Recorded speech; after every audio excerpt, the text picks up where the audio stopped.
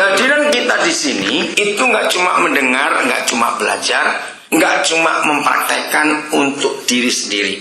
Baik kita yang sudah menikah maupun saudara yang belum menikah, saudara kan punya gambaran, saudara kan punya konsep.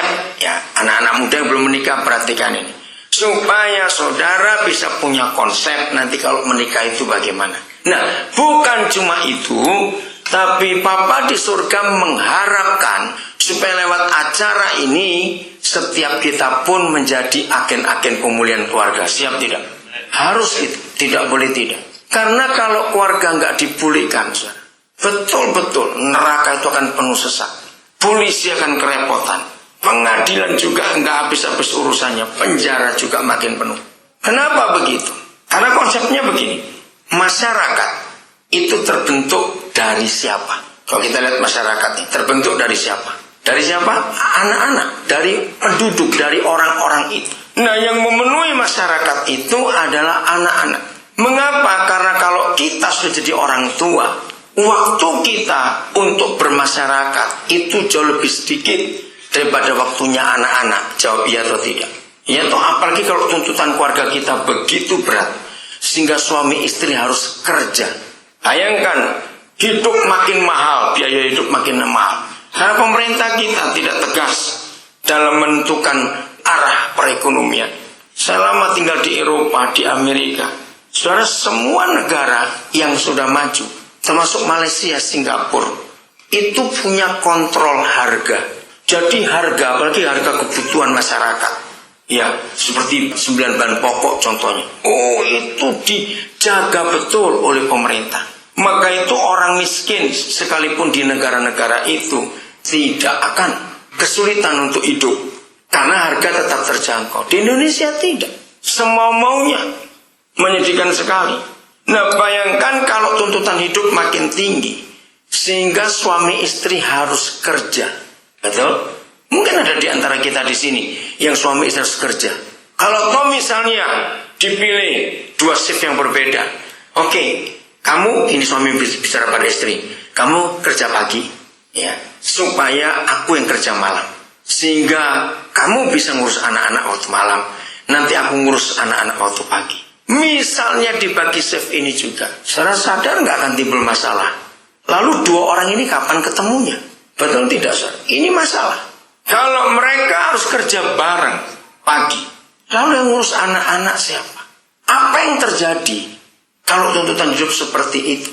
Jadi ini yang saya temukan dalam hidup. Ternyata kita yang sudah jadi ayah ibu hampir sulit bermasyarakat karena tuntutan tanggung jawab.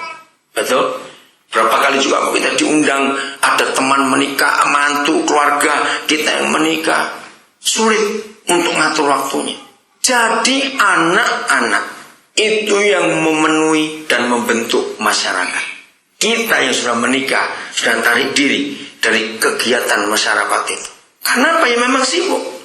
Nah, apa yang mereka buat di masyarakat, ya ingat ini baik-baik, apa yang mereka buat di masyarakat itu 100% mereka bawa keluar dari rumah. Coba renungkan kata-kata ini, atau tidak? Apa yang mereka bawa di masyarakat itu mereka bawa dari rumah. Jawab iya atau tidak?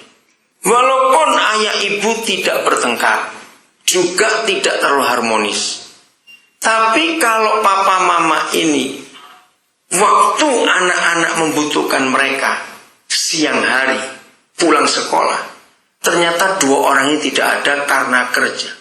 Apa yang terjadi? Bisa nonton DVD, VCD, yang punya laptop bisa main internet. Mungkin kalau ada pembantu bisa dijaga pembantunya. Nah, coba bayangkan di dalam kesepian, kesunyian anak-anak itu, karena orang tuanya sibuk, lalu mereka mengkonsumsi semua yang mereka tonton, yang mereka dengar, yang mereka baca. Belum juga teman-teman mereka datang ke rumah misalnya main. Maaf, kita memang nggak boleh pikiran terlalu negatif pada anak-anak. Tapi kita bayangkan sendiri. Saudara, konsep ini sudah ada sejak tahun 80-an yang lalu di benak saya. Waktu itu saya berencana mengajak berapa teman, tapi nggak ada yang bisa menanggapi sampai hari ini. Saya sendiri nggak mau. Contohnya, setiap liburan panjang Ya pertengahan tahun, pergantian tahun ajaran. Bayangkan, anak-anak kan sudah jenuh belajar. Selama sebulan kurang lebih liburan itu, mereka minta apa? Ayo, mereka minta apa? Minta refreshing, minta liburan juga. Nah bayangkan, sekaya-kayanya orang tua anak-anak itu, masuk mereka juga libur sebulan bersama anaknya. Ngerti pertanyaannya? Apalagi yang keluarga kurang mampu, lebih nggak mungkin lagi.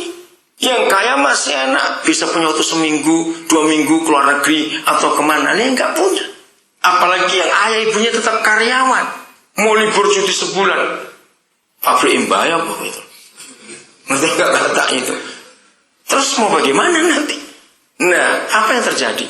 Kalau orang-orang tua kaya sibuk, mereka kasih uang kepada anak-anak. Nih, duit, terserah kamu mau kemana. Betul? Nah, kemananya itu loh, kemana anak-anak ini dengan uang?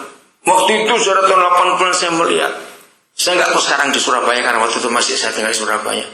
Itu anak-anak yang keluarga yang menengah ke bawah, karena nggak ada bisa kemana-mana. Mas, saya nggak tahu saudara punya perhatian ini nggak? Karena saya suka memperhatikan masyarakat. Mereka larinya, waktu itu belum ada PS, belum ada tahun 80-an. Mereka larinya ke tempat-tempat penyewaan komik. Masih ingatnya di kampung-kampung kan ada waktu itu. Di situ anak-anak baca. Di situ saya mikir, apa yang mereka bacain? Nah, seringkali kalau anak-anak di luar rumah karena mau refreshing liburan itu, saudara, ini yang kita lihat, yang jahat akan tangkap mereka. Ternyata saya menemukan data waktu itu, hampir 80% anak-anak itu belajar pornografi, kenal kejahatan justru waktu mereka libur sekolah. Sebulan nganggur, mau ngapain kalau orang tuanya sibuk? Nah, sekarang ada PlayStation, ada internet, kecil-kecil sudah bisa main internet. Kalau mereka itu anak keluarga nggak mampu, mereka bisa punya teman, main dengan temannya. Nah, apa yang mereka lihat di situ? Mereka lah yang membentuk masyarakat itu. Itu sebabnya. Betapa pentingnya peranan keluarga. Lalu bagaimana cara kita menghadapi situasi seperti ini? Belum lagi tuntutan hidup. Maaf, kita harus lihat fakta ini. Kalau suami istri sudah capek kerja, tapi tetap tidak cukup untuk ini, untuk itu.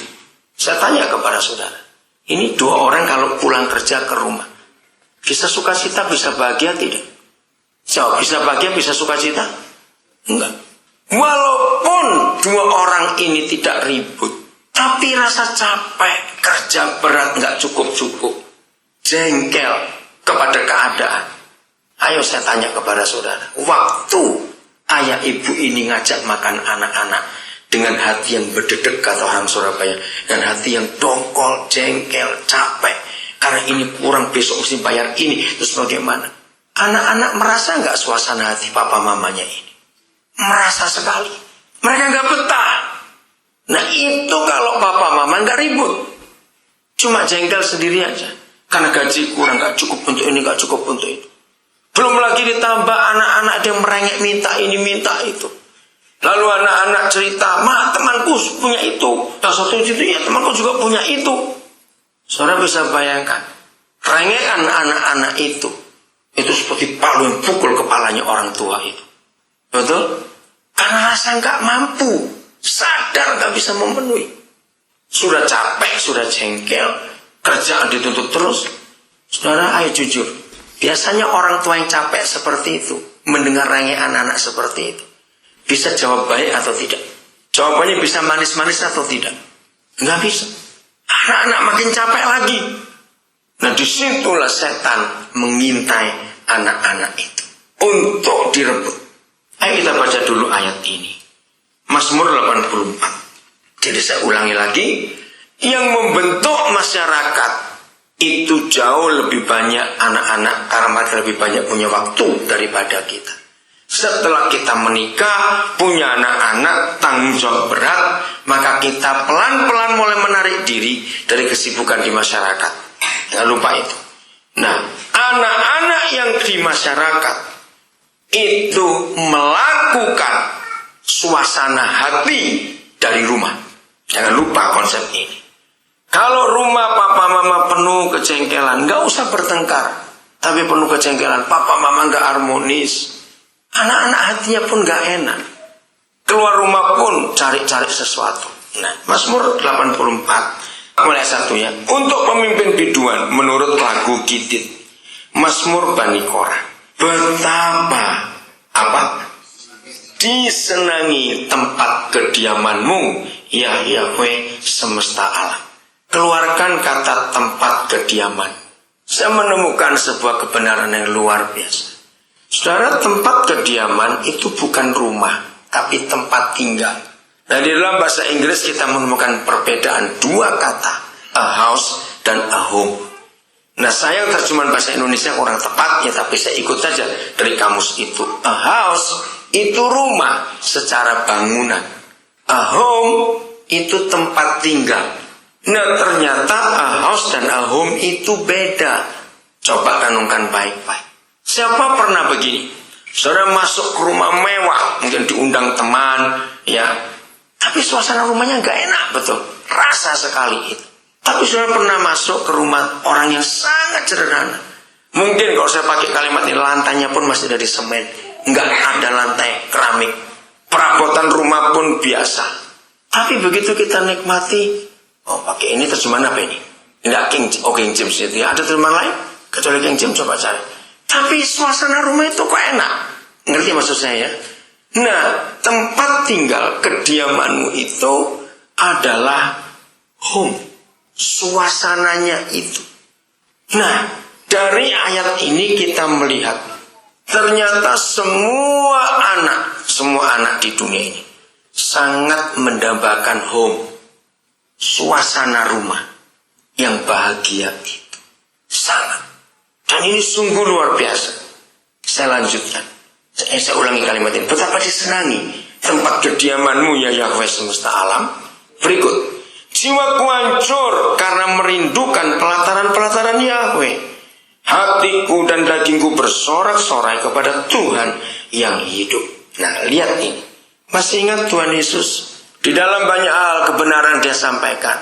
Dia pasti banyak bicara tentang tumbuhan, tentang binatang. Yang paling banyak dibicara soal burung. Berapa kali Tuhan Yesus memberikan ilustrasi untuk kita dengan burung-burung itu. Masih ingatnya maksudnya ini? Bahkan burung pipit telah mendapat sebuah rumah, tempat tinggal, tempat yang bisa didiami burung pipit dan burung layang-layang, sebuah rumah, sebuah sarang, tempat untuk menaruh anak-anaknya. Nah, yang heran pada kalimat ini, pada mana? Ayo, pada apa? Mesbahmu ya Yahweh semesta alam, ya Rajaku dan Tuhanku. Ayat 5. Berbahagialah orang-orang yang apa? Diam di rumahmu, yang terus-menerus memuji-muji engkau. Nah, dari ayat pasal 84 kitab Mazmur ini kita menemukan semua anak-anak di dunia ini, semua anak, dia anak orang kaya, orang miskin, siapapun yang namanya anak-anak itu pasti membutuhkan tempat tinggal, home, surga kalau saya pakai istilah gampang begitu. Nah, setan di sini menawarkan diri. Kalau papa, mama, ayah, ibu tidak bisa menyediakan surga di rumah, pasti anak-anak akan cari surga di luar rumah. Betul? Dan apa yang terjadi kalau anak-anak itu mencari surga di luar rumah? Maka setan akan tangkap mereka. Saya bersyukur Roh Kudus mengajarkan saya konsep ini. Apa saja yang kita alami secara hidup sehari-hari ini pasti ada ayat-ayatnya untuk menjelaskan, untuk mendukung. Nah, saya mundur lagi. Kalau tadi saya katakan, saudara pasti pernah merasakan masuk ke rumah mewah, dari bangunannya, dari lantainya, dari perabotan rumah itu, ini rumah mewah betul. Tapi suasananya nggak enak. Pernah bukan? Lalu kita pernah masuk ke rumah sederhana, nyaman begitu, rasa betah. Apa itu? Nah, saya itu mencari. Saya percaya pasti ada ayatnya. Di mana Lalu kenapa suasana rumah bisa beda-beda? Padahal bangunannya mewah. Itu bangunan sederhana. Ya, kita tinggalkan Mazmur 84. Kita buka Ulangan 32. Mulai ayat yang pertama dan kedua. Ulangan 32 ayat yang pertama. Pasanglah apa? Telingamu, hai siapa? Nah, lucu nggak firman ini? Apakah Musa lagi mabuk? Masa langit punya kuping? Suruh dengar. Aku mau berbicara. Dan baiklah siapa? Bumi suruh apa? Mendengarkan ucapan mulutku.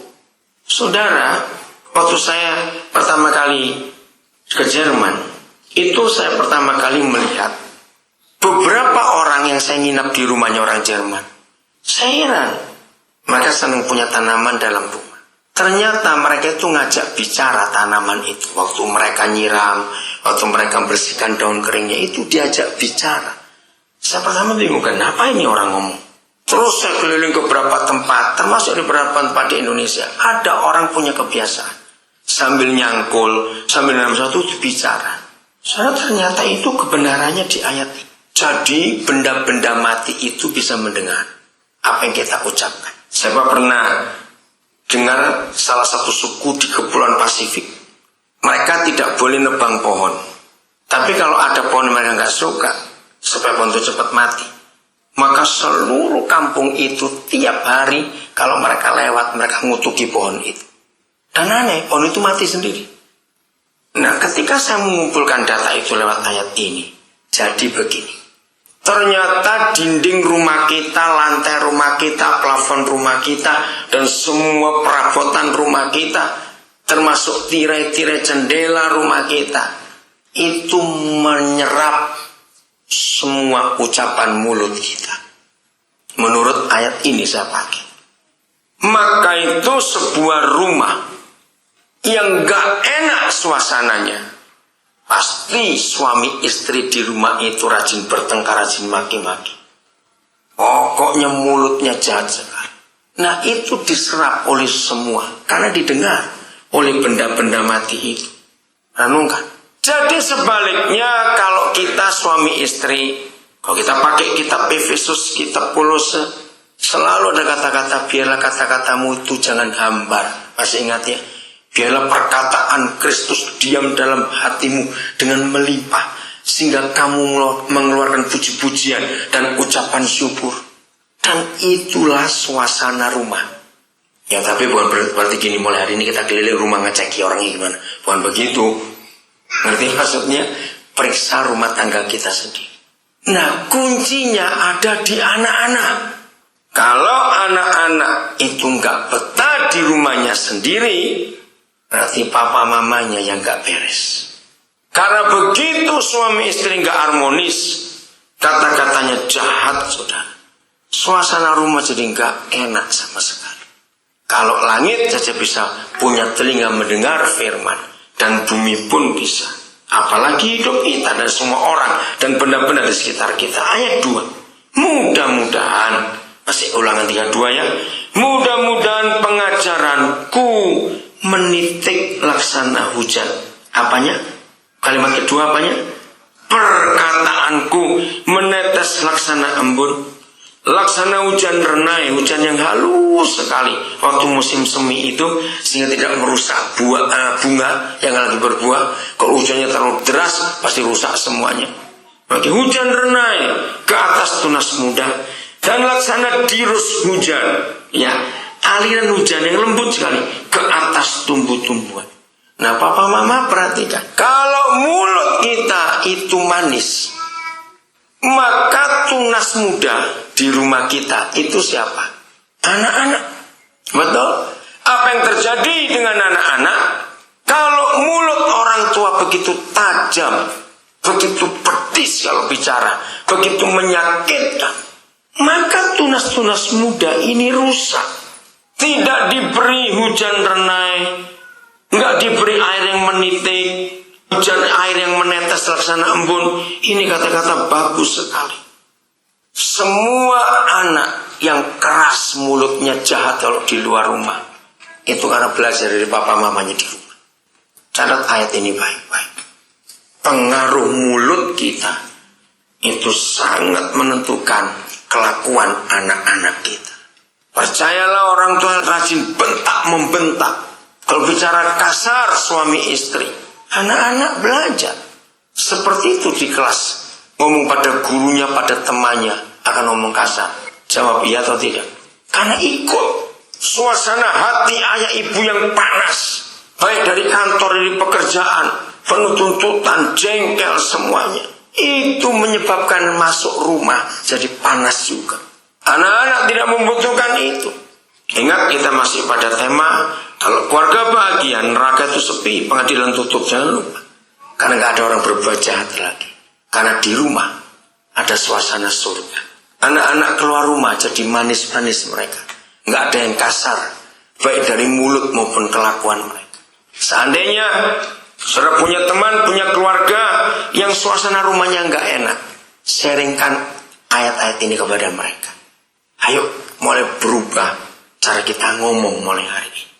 Maaf, saya cuma intermezzo saja. Kecuali suami istri tuli, ngomongnya pasti kenceng, saudara. Maaf ya. Kalau suami istri tuli, wah nggak bisa ngomong pelan, teriak-teriak begitu. Saudara, jadi apa yang kita ucapkan biar seperti kata-kata ini. Pengajaran menitik laksana hujan, perkataan menetes laksana embun, laksana hujan renai ke atas tunas muda, dan laksana dirus hujan ke atas tumbuh-tumbuhan. Apa bedanya tumbuh-tumbuhan dan pohon-pohonan? Kalau tumbuh-tumbuhan kan baru tumbuh masih muda, itu anak-anak. Bukan pada pohon-pohon, kok pohon-pohon sudah tua-tua. Beda sekali. Jadi apa? Masyarakat itu tergantung yang mengisi masyarakat. Siapa yang mengisi masyarakat tadi? Anak-anak. Nah, anak-anak itu buat apa di masyarakat tergantung siapa? Ayo jawab, tergantung orang tuanya di rumah. Bertahun-tahun saya punya moto, punya status, love starts at home. Jadi kasih itu dimulai dari rumah. Bahkan kebahagiaan pun dimulai dari rumah. Hidup sehat pun dimulai dari rumah. Anak-anak bodoh atau cerdas pun dimulai dari rumah. Ternyata dari rumah itu segala-galanya. Pagi-pagi waktu anak-anak bangun, suasana apa yang mereka serap sebelum mereka beraktivitas? Bisa bayangkan kalau pagi-pagi anak-anak belum bangun, suami sudah ribut gara-gara duit. Anak bangun gak enak suasananya. Betul saudara? Kalau sudah ribut begitu, suasana rumah jadi kacau semua. Anak-anak ke sekolah membentuk masyarakat dan hati yang dongkol pagi-pagi. Gak bisa membuat sejahtera. Rusak semua kehidupan ini. Begitu tadi Mazmur 84 jelas kalau burung saja punya tempat, punya rumah untuk anak-anaknya. Apalagi anak manusia yang sangat perlu untuk tempat itu. Katakan amin. Dan itu semua tergantung dari kita. Ingat, saudara-saudara, sampaikan ini kepada semua teman-teman. A house itu bisa dibangun dengan duit. Betul? Punya duit banyak, bisa bangun rumah besar, rumah bagus. Tapi a home itu tidak bisa dibangun dengan duit. Kenapa? Ya, saya bisa jawab. Kenapa a home nggak bisa dibangun dengan uang? Ayo jawab. Kalau rumah bisa a house. Panggil arsitek suruh gambar, panggil kontraktor. Tapi a home gak bisa. Kenapa? Karena itu suasana. Mau punya uang berapapun, orang gak bisa beli suasana. A home itu diciptakan oleh dua orang yang namanya ayah ibu, yang hidupnya harmonis. Maka di situ surga itu ada. Kalau surga itu ada, anak-anak itu betah di rumah. Masih ingat Amsal menuliskan, percuma kita makan dengan mewah, makan daging, makan segala, tapi disertai dengan kebencian dan kemarahan. Lebih baik makan yang sederhana, tapi disertai sukacita. Nah, itu yang diperlukan anak-anak. Anak-anak gak perlu yang mewah-mewah. Anak-anak cuma perlu kebahagiaan orang tuanya saja. Saya teruskan. Jadi saudara, hubungan kita suami istri, baik maupun buruk, itu yang menentukan anak-anak kita jadi apa. Hubungan kita. Nah, sebelum nanti saya lupa dan lebih jauh, suami istri simpan satu kata yang akan membuat setan gak bisa bekerja di keluarga kita, yaitu kata ampuni. Catat ya, suami saya harus punya kata itu, ampuni. Saya sudah menyelidiki, mencari banyak hal, ingin tahu. Saya minta pada Bapa di surga satu hal saja, beri kepada saya supaya saya bisa mengajar yang lain. Apa kekayaan yang paling bernilai dan paling berharga dalam satu pernikahan? Ternyata bukan emas berlian, bukan deposito, dolar, euro, bukan surat tanah, bukan. Tapi harta yang paling indah dalam keluarga adalah ampuni. Suami istri ingat itu. Sebab selama kita hidup pendeta sekalipun, pernikahan itu tetap akan ada gesekan dan ada masalah. Betul? Renungan itu. Maka itu ampuni.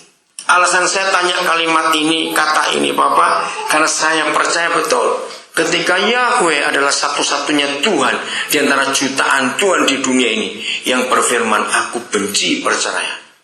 Nah, kalau dua orang itu nggak cocok, terus nggak boleh cerai bagaimana?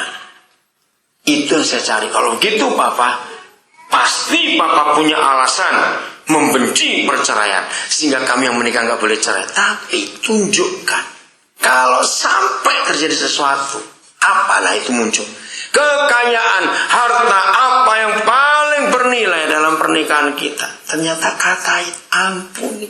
Coba renungkan, kira-kira kalau semua pernikahan kaya dengan kata ampuni, ada perceraian tidak? Tidak ada. Karena sesalah-salahnya istri, sesalah-salahnya suami, kita tetap mengampuni. Dan kita semua tahu cara mengampuni adalah seperti Yesus mengampuni kita. Seperti itu kita mengampuni orang lain, termasuk pasangan kita sendiri. Jadi itu mutlak, saudara. Ampuni. Itulah kekayaan yang luar biasa. Nah, dari kata mengampuni itu kita tahu Tuhan hadir atau tidak. Kalau kita tidak mengampuni, maka dia nggak hadir. Masih ingat Ibrani 12 ayat yang ke-14? Berusahalah, yang belum tahu silakan buka ayat itu, Ibrani 12 ayat 14. Berusahalah hidup damai dengan berapa orang? Berapa orang? Semua orang. Jadi istrimu orang atau bukan? Suamimu orang atau bukan? Nah sudah. Kalau dia orang, ya harus kita berdamai dengan dia. Berusahalah hidup damai dengan semua orang. Nah, terjemahannya itu nggak tepat dalam bahasa Indonesia. Lalu ada kata kejarlah kekudusan. Nah, ini yang bingung. Apa hubungannya? Karena konotasi gereja, teologi, kalau bicara kekudusan pasti unsur seks. Memang betul. Tapi dalam konteks ayat ini, kekudusan itu ya perdamaian tadi. Jadi begini cara kita baca. Berusahalah hidup damai dengan semua orang, termasuk istri dan suami. Dan kejarlah perdamaian. Sebab tanpa hidup berdamai itu, maka terusan, tidak seorang pun akan melihat Bapa kita. Bahasa Indonesia cukup enak kalau dibolak-balik. Kalau kita nggak bisa melihat Tuhan, walian jadi apa itu? Hantu. Betul? Kalau itu dibalik jadi hantu. Maka itu kalau suami istri nggak ada kata ampuni, hantu yang ada di rumah kita masing-masing. Maka itu anak-anak nggak betah, sudah. Siapa yang masih ingat waktu anak-anak kita masih bayi, ya, masih bayi pokoknya. Terus kita itu ribut, tapi nggak bersuara, cuma jengkel saja. Suami istri jengkel. Pasti bayi kita itu malamnya itu gelisah. Ya atau tidak? Coba yang pernah punya anak itu. Aneh. Padahal dia nggak dengar kita ribut, memang nggak ribut kok, cuma jengkel aja. Bayi itu merasa sudah gelisah. Nah dulu sebelum saya ngerti firman ini, orang-orang tua berkata itu kasih minyak telon jadi kembung itu, maka itu rewel. Nah setelah saya tahu hukum keluarga ini, oh bukan bayinya yang kembung, bapak itu yang kembung. Enggak, papa mamanya itu yang kembung. Betul? Maka itu bayinya kena akibat. Padahal dia nggak ngerti. Nah itu cara saya meneliti. Aneh sekali. Coba saudara lihat pasal 13 ayat 4 kitab Ibrani. Supaya saudara belum tahu hari ini akan tahu rahasia hebat sekali. Inilah satu-satunya ayat. Bahkan satu-satunya pemerintahan di dunia. Tidak ada pemerintahan negara apa, mau komunis, mau demokrasi, negara Kristen, negara Islam, negara ateis, negara apa saja, negara miskin, negara kaya, yang pemerintahnya buat sensus tempat tidur. Nganggur itu pemerintah. Dan pasti rakyatnya tersinggung. Sensus penduduk ada, sensus ekonomi ada, sensus ternak ada, sensus kekayaan ada. Tapi sensus tempat tidur tidak ada. Betul saudara? Cari negara mana saja. Tapi hanya pemerintahan kerajaan Tuhan kita yang buat sensus tempat tidur kita, dan ini ayat. Sensusnya cuma satu. Bukan tempat tidurmu merek apa, segede apa. Enggak. Pokoknya itu tempat tidur pernikahan. Kalau ada orang miskin nggak punya tempat tidur cuma tikar kalau pagi dilipat, tetap itu disensus. Sensusnya bukan bentuk, harga, merek. Sensusnya cuma satu, kudus atau najis tempat tidur pernikahan kita. Itu saja. Maka itu surga pesan, hendaklah berapa orang? Baca, berapa orang? Kamu semua. Suruh apa? Penuh hormat terhadap satu saja, perkawinan. Nah, saya masih ingat betul ayat ini saya dapat pewahyuan bulan Juli tahun 87. Waktu itu saya tinggal di Jalan Tidar, saudara, di Surabaya. Saya lupa nomor berapa ini. Tiba-tiba waktu malam saya lagi merenung, saya belum menikah waktu itu. Muncul ayat ini. Saya heran, kenapa surga ngurusi tempat tidur perkawinan? Beberapa hari kemudian saya ke Probolinggo bersama dengan Ibu Christine Here. Lalu saya diskusi dengan Bu Christine. Ternyata Bu Christine pun hari itu baru ngerti, ya. Kenapa? Nah waktu saya menyelidiki, kenapa? Harus dikuduskan tempat tidur kita. Jangan dicemarkan. Ternyata begitu mudah Roh Kudus beri saya pengertian. Kita lihat perjanjian lama. Masih ingat ya? Kapan dan bagaimana ketika Yahweh Tuhan itu berpesan kepada saudara kita perjanjian lama, lepaskan sepatumu, tempat ini kudus. Itu waktu dia sedang apa? Waktu dia ngapain? Ya pertanyaannya. Ayo jawab. Kan banyak bukan kisah seperti itu perjanjian lama. Tempat ini kudus. Padahal cuma tempat biasa. Bahkan waktu dia ngomong pada Musa, Musa sempat bingung. Bagaimana kudus? Kambing domba berak di sini tiap hari kencing juga. Ayo kapan? Waktu Yahweh berbicara tempat ini kudus. Waktu dia apa sekarang? Waktu dia hadir. Nah gabungkan itu. Jadi kalau tempat tidur pernikahan kita jangan dikotori. Jangan dicemari. Lanjutkan. Kapan kotornya tempat tidur kita? Saya punya istilah, bukan karena suami istri terus sibuk sehingga spray 6 bulan gak dicuci. Bukan itu kotornya tempat tidur kita. Lanjut. Mana Jo? Kok hilang? Kalimatnya kepotong. Ayat 4. Nah, itu dia. Jadi kotornya tempat tidur pernikahan kita kalau ada perzinahan dan persundalan. Ada orang ketiga yang bukan Yesus. Karena dia hadir, saudara. Terus saya belajar lebih jauh lagi. Saya kagum sekali. Begini kata Tuhan. Ternyata tahtanya di dunia itu bukan di mimbar gereja. Tahtanya di dunia bukan di atas puji-pujian. Tapi inilah satu-satunya ayat yang mengatakan tahtanya itu di tempat tidur, yaitu tempat tidur suami istri. Wah, luar biasa. 87 saya belum menikah, bahkan saya belum mikir menikah waktu itu. Ketika diberi rahasia ini hebat sekali. Nah, salah satu teori yang saya pakai, Tuhan Yesus berkata belajarlah kepada anak-anak. Nah itu. Maka itu tadi saya bisa menerangkan kenapa bayi-bayi itu kalau kita ribut dia ikut terpengaruh. Karena anak-anak itu ngerti sekali. Nah termasuk ayat ini. Oke, saya tahu tidak semuanya orang pernah punya pengalaman yang sama, tergantung bentuk keluarganya. Tapi saya percaya saudara semua pernah mengetahui Kalau anak-anak itu punya kamar dan tempat tidur sendiri, anak-anak waktu masih kecil ya, apa yang mereka buat ketika mereka lihat suatu hari papa mamanya ada dalam kamar, anak-anak terus ngapain? Ribut nggak mereka? Main nggak di tempat tidur papa mamanya? Jawab ya atau tidak? Loh, saya tanya kok diam saja. Masih ingat kejadian itu? Mereka ikut rame-rame nggak di situ?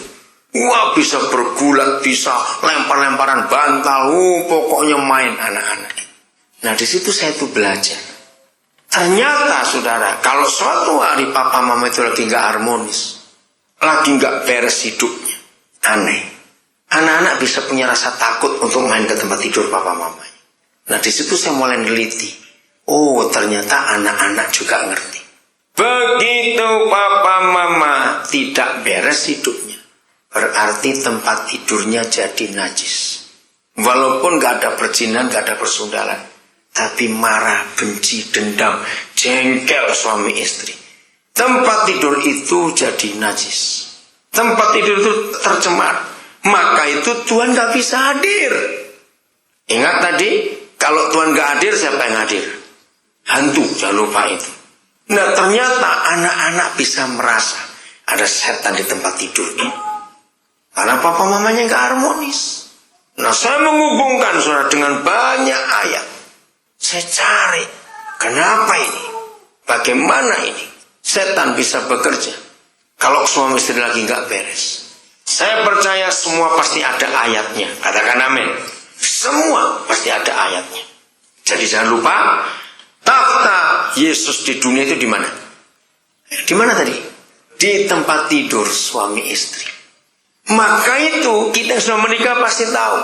Mengapa kalau kita nggak mau mengampuni istri kita atau suami kita, maka tempat tidur yang jadi musuhnya. Berarti maksudnya alasannya nggak mau tidur sama-sama, alasan panas kah, alasan ini kah? Kalau rumahnya cuma tipe 21 nggak bisa ngungsi kemana-mana. Kalau lagi jengkel begitu, nanti suami ngadep utara, istri ngadep selatan, cuma ketemu pantatnya aja. Karena jengkel. Atau kalau tidak, yang satu pura-pura ngorok dulu pada belum tidur, karena malas diajak ngomong. Pernah ngalami itu suami istri? Ternyata tempat tidur itu luar biasa. Nah, saya terus mempelajari kasus tempat tidur ini, saudara. Saya kagum sekali. Ternyata apa-apa. Untuk kata rumah tadi itu home, itu dimulai di tempat tidur kita, saudara. Saya heran. Coba lihat, apa yang terjadi dengan kita yang sudah menikah? Kalau kita dua nggak beres, nggak harmonis di tempat tidur, jujur ya, pasti kita keluar kamar ribut. Betul nggak? Jengkel, nggak enak kalau kita nggak beres di tempat tidur. Jadi sejak tahun 87 itu sampai hari ini saya terus meneliti tentang tempat tidur itu. Dan sungguh dampaknya itu besar. Lagi sekali saya bicara. Adik-adik yang belum menikah, siapkan konsep ini dengan baik. Begitu kita dua nggak beres di tempat tidur, keluar kamar pun kita jadi jengkel, dongkol, nggak enak. Nah, terus begitu, mungkin ya ini ilustrasi aja. Anak-anak kita lagi main di depan kamar, karena ada ruangan yang luas. Gak ada masalah apa. Anak itu gak tahu. Begitu kita keluar kamar teriak, ngapain kamu di situ? Minggir, jangan ganggu di sini. Loh, anak itu bingung kenapa ini? Biasa main di sini juga. Ngerti contoh itu, saudara? Jadi tempat tidur itu luar biasa. Dan itu bicara masalah seks. Kita harus mengerti. Ada banyak ayat di Alkitab yang bicara tentang tempat tidur. Tapi karena konsepnya kita gak dapat, maka itu kita gak ngerti. Sekarang kita lihat 1 Korintus 7 ayat 3 sampai 5. Hendaklah suami memenuhi kewajibannya terhadap istrinya, demikian pula istri terhadap suaminya. Nah, jelas sekali saudara, ini bicara masalah tempat tidur. Karena kewajiban gak cuma uang, setuju saya ngomong ini, tapi ini masalah hubungan seks. Nah, suami istri harus saling memenuhi kewajibannya. Ya, kita masih bicara kalau surga nggak ada di rumah, anak-anak akan cari surga di luar rumah, dan celaka itu nanti hasilnya. Ayat 4. Istri tidak berkuasa atas tubuhnya sendiri, tetapi suaminya. Nah, ini kebenaran yang luar biasa. Terus, demikian pula suami tidak berkuasa atas tubuh istrinya, tubuhnya sendiri, tetapi siapa yang berkuasa? Istrinya. Roh Kudus tolong kami supaya kami betul-betul mengerti dan kami bisa jadi berkat buat orang lain dalam nama Yesus. Saudara, Bapa kita di surga itu sangat-sangat fair, sangat terbuka. Maka itu teman-teman saya pendeta, saya beritahu, jangan merasa segan, hamba-hamba Tuhan pendeta, ya jangan merasa segan.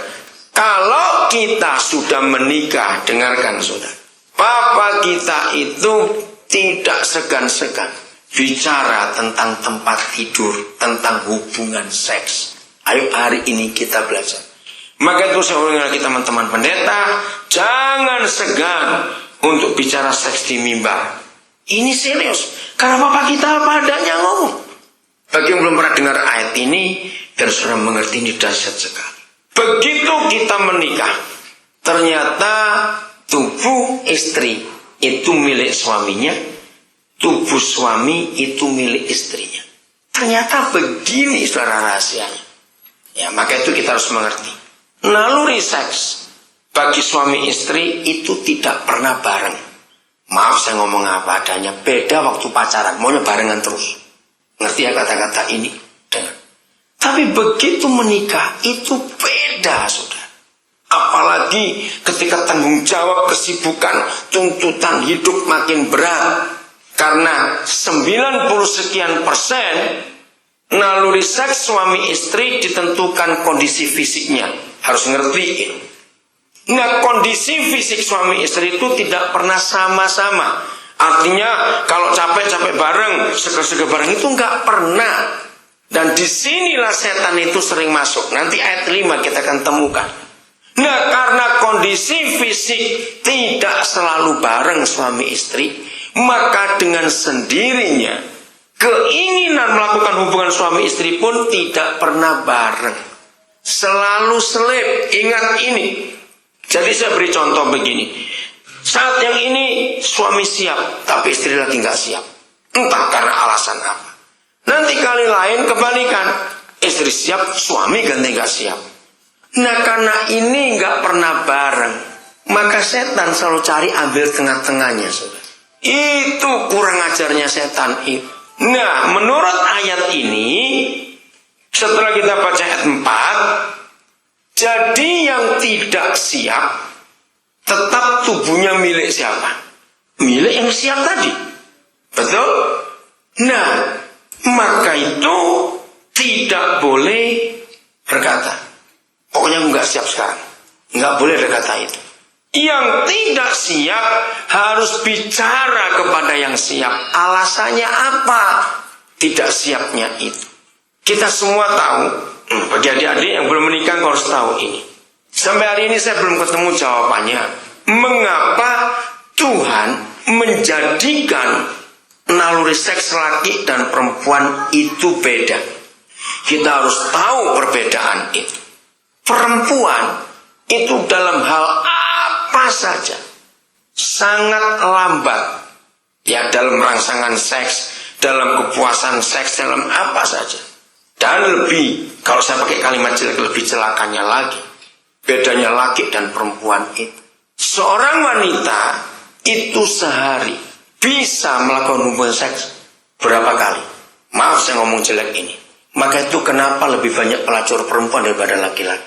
Laki-laki yang normal, begitu dia melakukan hubungan seks sampai kepuasannya, itu cukup sehari sekali, untuk besok laki-laki sudah lain. Dan makin umur tambah, makin menurun. Tapi kalau perempuan tidak. Maka itu kenapa dalam masyarakat setan buat kekacauan tentang seks ini gila betul. Buat laki-laki melihat ada cewek yang pakai pakaian kurang, misalnya begitu, itu mata bisa kotak-kotak itu walaupun dia pendeta. Oke. Tapi kalau perempuan beda. Perempuan itu malah takut kalau ada laki-laki telanjang. Itu bedanya. Nah, maka itu kita harus mengajar ini. Sehingga masalah seks, jangan marah ya, istri itu yang lebih sering dan lebih banyak menghukum suaminya. Kira-kira ya atau tidak? Nah, di sini saya belajar kenapa perselingkuhan sering terjadi dari pihak laki. Karena istri itu bisa tahan tidak melakukan seks untuk berapa lama, laki-laki tidak. Ayat ini diatur begitu rupa. Begitu kita menikah, tubuh istri milik suami, tubuh suami milik istri. Jadi tidak boleh mengancam. Tapi suami-suami kita harus mengerti istri kita. Dalam istilah orang Amerika, ada buku yang saya pernah baca, dikatakan kalau laki-laki itu buffalo, kebo. Kalau istri, perempuan itu butterfly. Ya, bayangkan kebo ketemu kupu. Nah, saya coba cari padanan bahasa Indonesia. Saya ketemu, kalau laki-laki itu kuda, kalau perempuan itu kupu. Sama. Bayangkan kuda lawan kupu. Ngerti maksudnya itu? Nah, laki-laki kita harus tahu. Jangan kita menang sendiri. Maaf ya, saya akan ngomong apa adanya juga. Banyak istri yang lebih jadi korban daripada suami dalam masalah seks. Kalau tadi saya katakan, istri lebih banyak menghukum suami. Karena istri lebih tahan seks. Baik tahan secara waktu yang lama nggak melakukan, ataupun sama tahan lama melakukannya. Maaf saya ngomong apa adanya. Itu bedanya laki dan perempuan. Nah, laki-laki itu cepat selesai, istilah saya. Cepat mengalami kepuasan, perempuan tidak. Maka itu di sini kita belajar banyak istri yang lebih makan hati, tekanan batin daripada suaminya dalam masalah seks. Maka itu suami harus ngerti keinginan istri kita seperti apa. Kita harus ngerti. Nanti saya tunjukkan di kitab Kidung Agung. Luar biasa Tuhan kita dalam masalah tempat tidur ini. Karena itu tahtanya yang kita harus mengerti baik-baik. Tapi istri tolong ya. Karena ini dari pengalaman saya urusan banyak keluarga. Awas kalau istri ngomong gini. Jangan banyak tanya, pokoknya lagi gak mau. Awas istri ngomong begitu ya. Kalau ada istri suka ngomong gitu, bertobat hari ini. Suami gak suka diberi kata-kata begitu. Jangan banyak tanya, pokoknya aku gak mau. Nah, disitulah perselingkuhan kan gampang terjadi. Istri-istri ketahui, makhluk yang paling sombong sedunia itu namanya laki-laki. Cara itu baik-baik. Maka itu secara fakta kejiwaan. Kalau perempuan mengaku salah, mengaku dosa, langsung mewek, dan gitu aja, nangis. Kalau laki ngakunya muter dulu cari alasan. Dan itu memang kodrat, saudara. Kita nggak bisa merubah itu. Maka itu ayat ini luar biasa, sangat hebat. Ini bicara masalah tempat tidur, jangan lupa itu. Tempat tidur harus kita jaga kekudusannya. Nah, apalagi kita orang timur, sudah itu Kristen lagi. Seringkali kita merasa canggung, merasa nggak enak kalau bahas tentang seks dengan suami istri tempat tidur. Tapi kurang ajarnya kita kalau bahas itu dengan orang lain kok enak. Awas kamu ya. Ngerti kata-kata ini? Awas. Justru kita suami istri harus terbuka. Jangan ada yang ditutup-tutupi. Katakan amin. Apa yang suami nggak puas, apa yang istri nggak puas, ngomong. Jangan cerita ngajak ngomong orang lain. 99%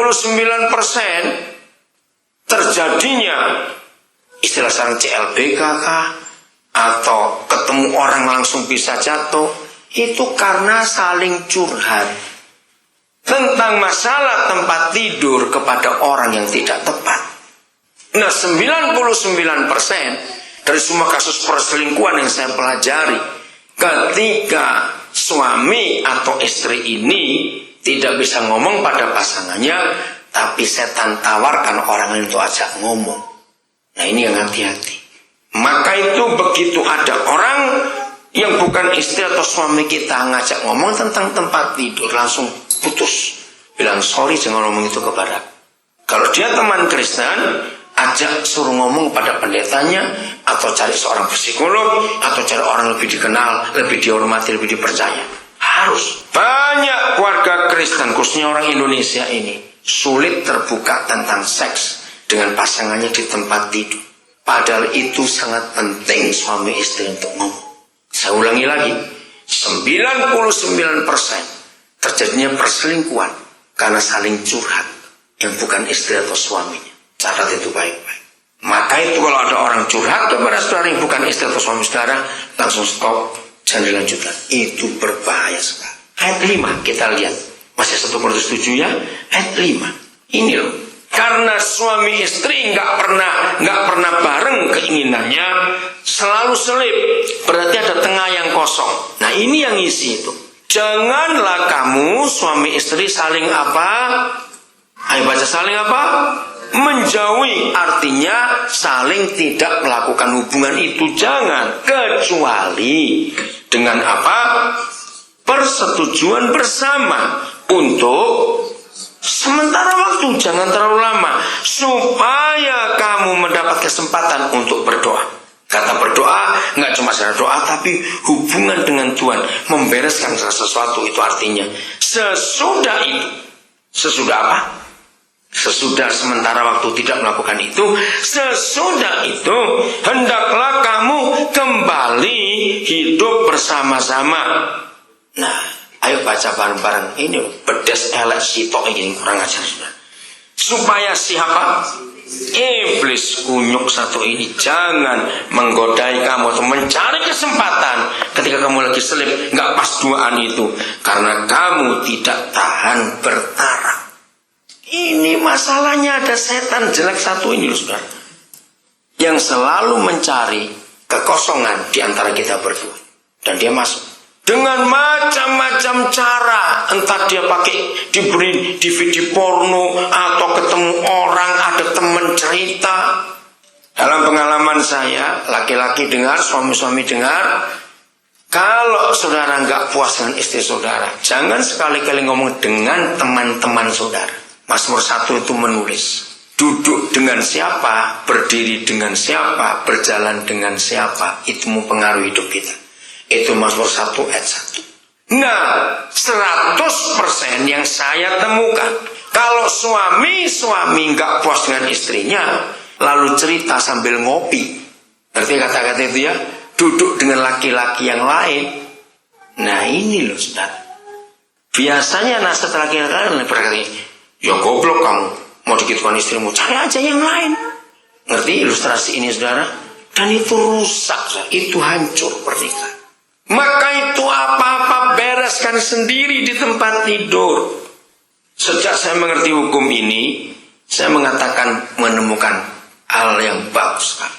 Ternyata nilai, tahu kata nilai, value, rumah tangga kita itu nggak ditentukan gaji suami kita berapa, penghasilannya berapa, rumah kita sebesar apa, tidak. Nilai dari pernikahan kita itu ditentukan oleh diskusi kita berdua di tempat tidur sebelum tidur. Hebat sekali bukan? Alkitab mengajar begitu. Sebuah keluarga nilainya mulia, nilainya tinggi, nilainya hebat. Kalau setiap belum tidur, dua orang itu bercengkerama, diskusi sambil bergurau di tempat tidur sebelum tidur, bicara masalah anak. Ringkasnya gini, keluarga yang mata duitan, belum reba baru duduk jangan ngomong duit di tempat tidur, duit sudah diomong. Nah itu keluarga mata duitan. Sampai duduk jangan ngomong lagi sampai tidur. Begitu melek duit lagi. Nah itu keluarga mata duitan. Maka itu keluarga kita nilainya apa? Kalau ada yang jawab gini, oh kalau keluarga kami beda, nggak ada omongan apa-apa di situ. Wah nggak bernilai itu namanya. Kenapa gak ada omongan di tempat tidur? Karena itu, ngomong pendek ribut, ngomong panjang ribut, gak usah ngomong. Nah, saudara, maka itu sebelum tidur itu kita ngapain? Itu nilai pernikahan kita yang sungguh luar biasa dampak. Dan itu sangat hebat. Amin? Sangat hebat. Disitulah ditentukan surga atau neraka, Tuhan atau hantu yang ada di keluarga kita. Waktu kita diskusi di tempat tidur. Hebat sekali. Jadi buka-bukaanlah masalah apa saja, termasuk masalah seks. Anak-anak muda, saya akan bacakan bagian ini, dan jangan ingin dianggap cabul atau porno. Tapi inilah kejujuran Alkitab, saudara. Saya mau buka ini. Kidung Agung pasal 7, saudara. Ayat yang ke-6. Saya itu kagum pada Bapa di surga. Semua kita tahu bahwa kitab Kidung Agung itu kitab cinta, betul kan? Tentang kasih suami istri yang luar biasa. Roh Kudus, kuduskan telinga kami, kuduskan semua kami yang mendengar, supaya kami tidak menyimpang. Tapi inilah firman-Mu yang kudus itu, dalam nama Yesus. Saudara, setan sangat mengintai masalah seks dalam pernikahan kita. Ada 3 hal besar yang iblis sudah jadikan kartu mati untuk rumah tangga. Ada 3 hal besar yang jadi pemicu, trigger, yang menjadi alat iblis untuk menghancurkan rumah tangga kita. 1, masalah seks. 2, masalah ekonomi. 3, masalah orang lain. Itu bisa mertua, ipar, kemenakan, mantan pacar, teman lama. Ini yang ketiga. Catat itu baik-baik. 1, masalah seks. 2, masalah ekonomi. 3, masalah orang lain. Yang suka cemburuan. Aduh, itu rumah tangga bisa jadi masalah. Itu hal yang ketiga. Maka itu kita harus sadar akan hal ini. Nah, Kidung Agung 7 6 ini luar biasa. Ini masalah seks, saudara. Masalah tempat tidur, Papa kita buka luar biasa. Betapa cantik. Jadi ini siapa ngomong ke siapa? Ini siapa ngomong ke siapa? Suami ngomong ke istri. Maaf saya ngomong apa dan jangan ngomong. Jadi walaupun istri kita jelek, tetap puji cantik. Loh, harus saudara. Betapa jeleknya kamu saudara. Oh, itu kurang ajar betul dia orang. Jadi walaupun dia jelek, kita tetap ngomong cantik. Nggak usah jadi istrinya kok. Nah, hebatnya begini saudara. Di dunia ini gak ada orang jelek, gak ada orang cantik. Setuju saya ngomong ini? Kenapa setuju ayo? Kenapa di dunia kita setuju gak ada orang jelek? Karena masing-masing pribadi itu satu saja di dunia. Jadi gak bisa dibanding-bandingkan dong. Betul? Mau dibandingkan siapa? Semua kita beda. Maka itu gak ada orang cantik, gak ada orang jelek. Adanya ya orang, itu saja sudah. Maka itu kalau kita memuji istri kita, wah, begitu banyak perempuan kena perkosa semuanya, kena bujuk karena ya maaf jangan tersinggung. Kalau sudah tersinggung lapor ke Tuhan, kenapa ciptakan begitu? Yang namanya makhluk perempuan itu haus pujian, jangan tersinggung. Laki-laki ngomong amin. Loh, laki-laki kok? Ya awas kamu gak pernah muji istrimu ya. Hei laki-laki jawab, amin atau tidak? Amin, awas ya. Maka itu banyak rumah tangga yang suami itu gak harmonis, dingin, istrinya manja sekali. Wah, itu sudah ribut terus. Suami bingung. Loh, kenapa kamu gak meluk aku? Kenapa gak begini? Loh, masa kita aja kalau dipeluk? Ya itulah istri. Makhluk halus betul-betul. Kita harus hati-hati itu menghandlenya. Jangan lupa kata itu. Betapa cantik, betapa jelita engkau, hai tercinta di antara segala yang disenangi. Memang kitab ini kitab puisi, kitab cinta, kitab kasih yang hebat sekali. Jadi suami-suami kalau nggak punya kata-kata boleh pakai kata-kata untuk istrimu. Nggak apa-apa, ini juga firman Tuhan. Jadi di tempat tidur kita harus terbuka. Suami perlu apa, istri perlu apa yang gak didapat, biar semua saling ngomong. Ya, saling ngomong. 7. Sosok tubuhmu seumpama pohon kurma. Ini yang sudah saya bayangkan. Seperti pohon kurma istri itu. Oke? Tapi inilah fakta.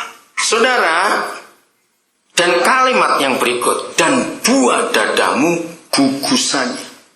Maaf ya, saya sudah doa tadi dan ngomong apa adanya. Maaf. Mengapa Tuhan izinkan salah satu kenikmatan seorang istri, maaf saya ngomong apa adanya, kalau buah dadanya itu dipegang oleh suaminya, seperti buah kurma itu tadi. Hebat. Saudara jangan merasa canggung atau ragu atau rasa tabu, rasa nggak enak, rasa segan bicara ini. Karena ditulis oleh Alkitab. Maka itu mengapa dalam banyak kasus pelecehan, maaf saya ngomong ini, mengerti? Kenapa payudara perempuan yang lebih jadi sasaran utama untuk pelecehan? Setan menggunakan itu.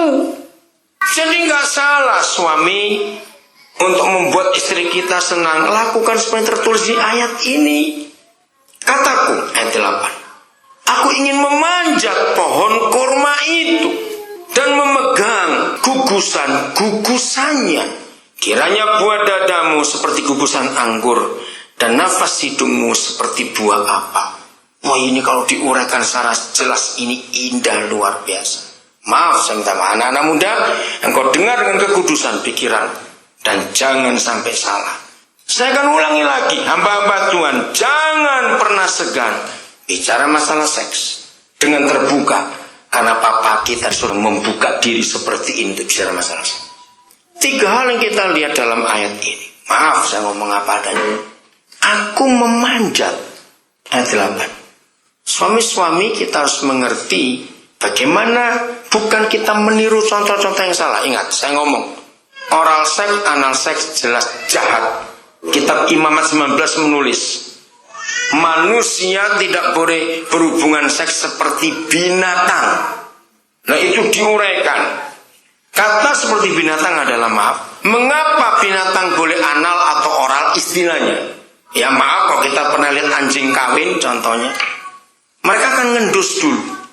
Maaf, karena hanya manusia yang alat kelaminnya itu di depan. Saya pernah baca sebuah buku judulnya Amazing Human Body. Itu buku luar biasa sekali. Di situ dituliskan hanya manusia yang alat kelaminnya di depan. Kalau binatang itu di bawah atau di belakang. Maka itu kalau mereka melakukan hubungan seks, itu nggak perlu fellowship, nggak perlu bersekutu. Ya, di dalam istilah psikologis, binatang dan manusia itu beda. Binatang melakukan hubungan seks itu hanya untuk satu hal saja, supaya berkembang biak. Kalau manusia tidak. Maka itu bayangkan kalau Tuhan buat kita kayak binatang. Maaf saya ngomongin ya, tiap kali hubungan seks menjadi anak. Jadi apa ini dunia? Ngerti kata-kata itu? Kalau binatang itu seksnya hanya untuk beranak, kalau kita tidak. Papa memberi itu untuk kita nikmati. Maka itu karena kelamin manusia itu dibuat Tuhan di bagian depan, sehingga hubungan seks manusia hanya boleh posisinya sama wajah ketemu wajah. Ngerti kata-kata itu? Lo jawab ngerti tidak saya ngomongin? Wajah ketemu wajah. Wajah istri menatap wajah suami, wajah suami menatap wajah istri. Maka itu tidak boleh hubungan seks pakai cara apapun juga. Hanya binatang yang boleh oral seks atau anal seks. Manusia tidak. Dengarkan ini. Suatu kali saya pernah debat dan pendeta waktu itu di Jogja. Ya tapi ada buku yang saya baca. Boleh ya, berarti buku itu pendetanya nggak baca Alkitab baik.